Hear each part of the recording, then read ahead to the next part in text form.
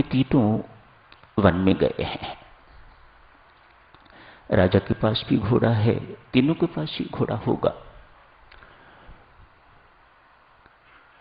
जंगल में पहुंच के राजा जंगल के मनोरम दृश्य देख के खुश हो गया है।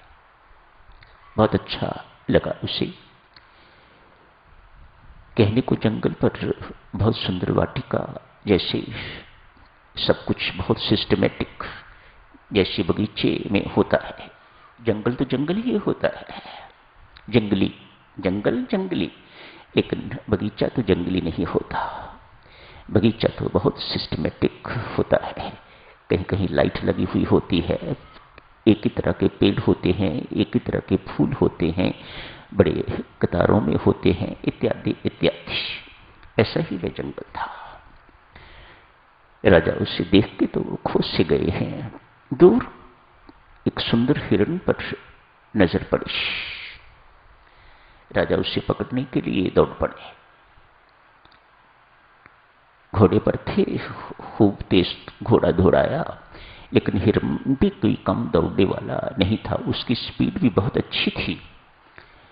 दूर राजा को कहीं ले गया।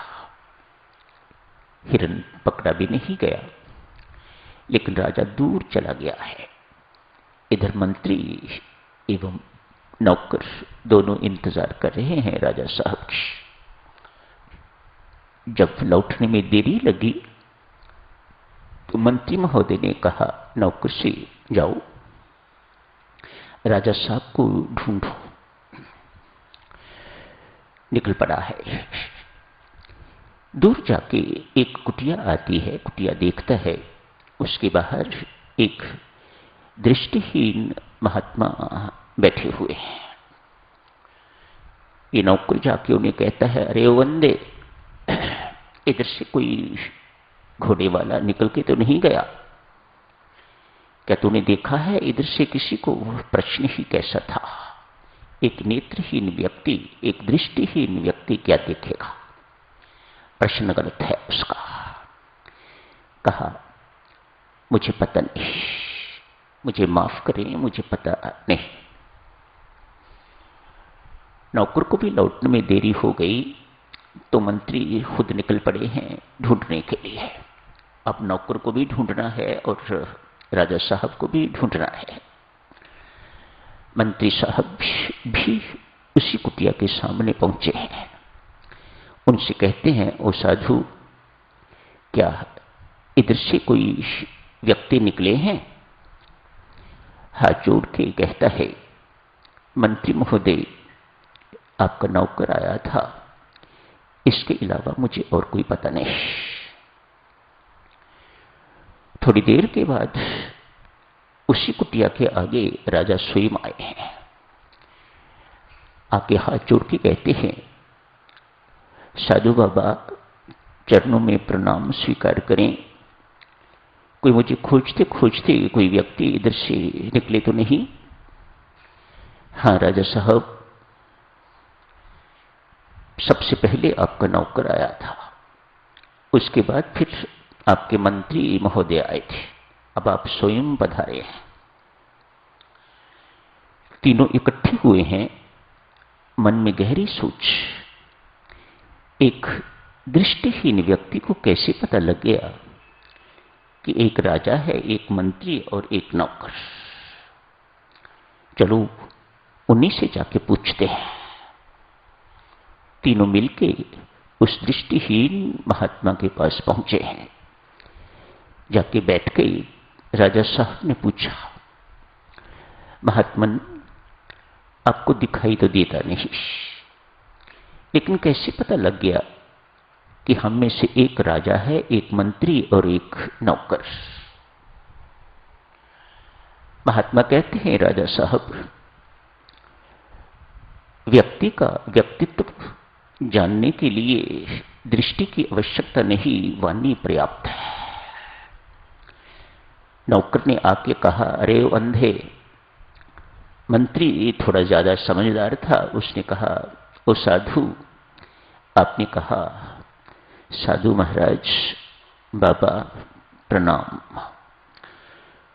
व्यक्ति का वजन तोलने के लिए दृष्टि की आवश्यकता नहीं, उसकी वाणी पर्याप्त है उसका वजन बताने के लिए। कितनी महत्वपूर्ण है हमारी वाणी साधुजनों। बिन आंखों बिन दृष्टि के भी व्यक्ति का व्यक्तित्व पहचाना जाता है इसके माध्यम से। वाणी यूं भी कहिएगा कि हमारे आचरण हमारे व्यवहार की प्रतीक। हमारा स्वभाव किस प्रकार का है, आप कितनी देर तक उसे छुपा के रखोगे, कितनी देर तक उसे बदल के रखोगे, एक ना एक दिन असलियत प्रकट होके रहती है। पता लग जाता है ये व्यक्ति क्रोधी है, ये व्यक्ति अभिमानी है, ये व्यक्ति ऊपर ऊपर से कुछ नम्र बन रहा है, वास्तव में नम्र है नहीं, इत्यादि इत्यादि। साधुजनों, ये वाणी ये जिह्वा इसको सिधाया ना जाए तो बड़ी क्लेश कष्टदायी हो सकती है। बड़ी पुरानी बात कहीं बचपन में सुनी थी। एक किसी को सिगरेट सुलगाने के लिए मैच बॉक्स की आवश्यकता थी, एक मैच स्टिक की आवश्यकता थी। अतएव सिगरेट पीने वाले को इधर पूछते हैं, इधर पूछते हैं, इधर पूछते हैं, आपके पास मैच बॉक्स है जी? या किसी का सुलगता हुआ सिगरेट हो तो उसी को कहते हैं कि आप सिगरेट दे दीजिएगा थोड़ा, मैं भी अपना सिगरेट सुलगा लूं। एक व्यक्ति के पास ये सिगरेट लेके गए, कहने लगे आपके पास मैच बॉक्स हो तो मुझे एक मैच स्टिक चाहिए सिगरेट सुलगाने के लिए। मैंने कहा मेरे पास तो नहीं है। वो सामने एक व्यक्ति खड़ा है, उसके पास है, आप उसके पास जाओ, उससे मैच बॉक्स ले लो। वो व्यक्ति उनके पास चला गया है, जाके कहता है, कुछ नहीं पूछा कि आपके पास है कि नहीं, क्योंकि उसने कहा कि इसके पास है। अतएव कहा मेहरबानी करके मुझे मैच बॉक्स दे दीजिएगा। बेचारे को सिगरेट पिए बिना मुश्किल भी पड़ रही होगी, अतएव रिक्वेस्ट कर रहा है कि मुझे मैच बॉक्स दे दीजिएगा। इसने भी कहा मेरे पास मैच बॉक्स नहीं है।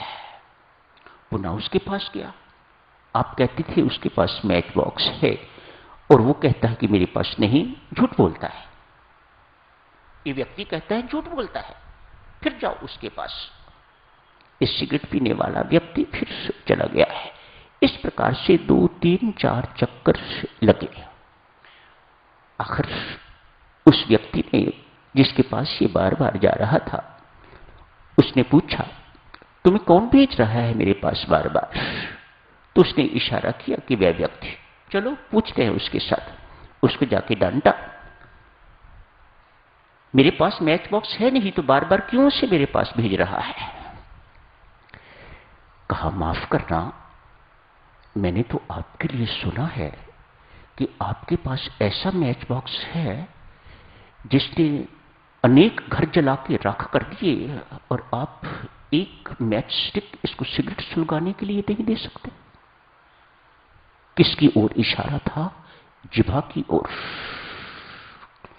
आपके पास ऐसी मैच बॉक्स है जिसने अनेक घर जला के राख कर दिए, मानो फूट फैलाने वाली, दूसरों का घर, दूसरे को घर को आग लगाने वाली। इधर की बात कुछ, इधर की बात कुछ, ऐसे लोग होते हैं। मत कहिएगा कि आपने ऐसे लोग देखे नहीं हैं। हम सब ने, हमारे सबके जीवन में कोई ना कोई व्यक्ति इस प्रकार का देखने सुनने को मिल जाता है, जिसका काम यही है दूसरों के घरों को, दूसरों के परिवारों को